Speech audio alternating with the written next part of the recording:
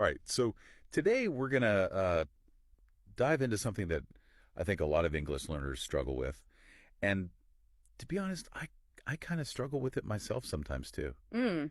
It's this whole idea of confidence when speaking English. Oh, yeah. We're going to be looking at this awesome piece called How to Build Confidence When Speaking English. And yeah, we've all heard that practice makes perfect, but Right. I think we can all agree that sometimes it's easier said than done. So let's see if we can dig a little deeper today and come up with some, more practical advice. Yeah, absolutely. And I think what's really interesting is that confidence plays a huge role in how others perceive you when you're speaking English. Oh, for sure. Like, even if your grammar isn't perfect, if you project confidence, it can actually make you sound more fluent. Oh, wow, that's so interesting. Yeah, it's almost like a self-fulfilling prophecy. So like faking it until you make it actually works. Exactly. I love it. Yeah. So, okay, let's say you're starting with zero confidence. How do you actually build that up? I mean, the article mentions practicing in a safe environment, hmm which I feel like is pretty standard advice, but what does that actually look like, in real life? Yeah, so it's all about finding those low pressure situations where you can focus on just communicating and not worrying too much about making mistakes. Okay.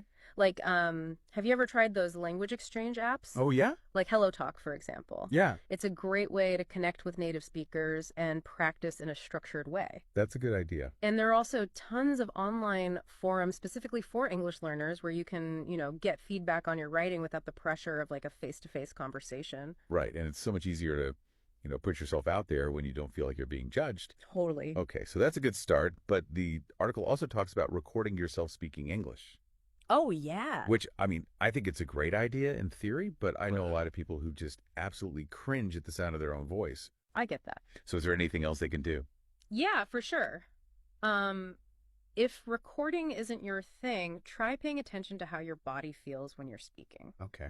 Like, do you notice your shoulders getting tense or your jaw clenching up?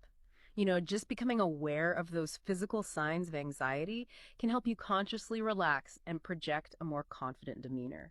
That's a really good point because it's not just about the words you're saying, it's also about how you're carrying yourself. Exactly.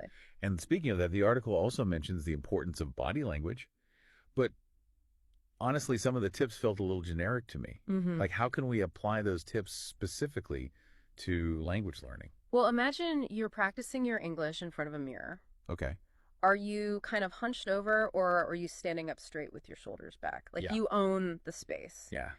It might feel silly at first, but that simple shift in posture can actually make a huge difference in how confident you feel. Wow. So we're like tricking our brains into feeling more confident. Exactly. That's pretty cool. Okay. So another thing the article emphasizes is setting achievable goals, Right. which I love that idea. Yeah. But could it also backfire? Like, could focusing on small wins make someone feel like they're not aiming high enough? Yeah, that's a valid point. Yeah. I think the key is to strike a balance. Celebrate those small wins like being able to order a coffee in English or understanding a podcast without subtitles, Mm-hmm. but also have some ambitious long-term goals, Yeah. like maybe giving a presentation in English or having a deep conversation with a native speaker. Right. So it's like having both those short-term and long-term goals keeps you motivated and prevents you from getting complacent. Exactly. Okay. And then finally, there's the classic advice of embracing your mistakes as learning opportunities. Yeah. I feel like we've all heard that a million times. We have. But how can we make it more concrete, you know, actionable? Well, instead of just accepting your mistakes, try to analyze them. Like, keep a language learning journal and write down your errors. Okay. What kind of mistakes are you making? Is it grammar, vocabulary, pronunciation?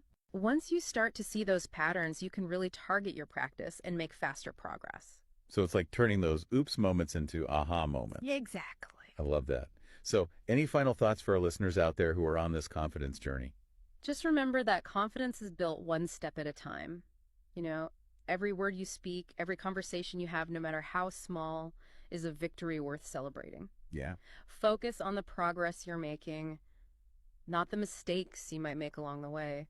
Your journey with English is unique, and every milestone you reach is a testament to your dedication and resilience. Awesome. Well said. I think that's a great place to wrap up today's deep dive. Yeah. This was a great conversation. Thank you so much for joining me. Thanks for having me. And to all of our listeners out there, keep practicing, keep believing in yourselves, and remember every word you speak brings you one step closer to fluency. Absolutely.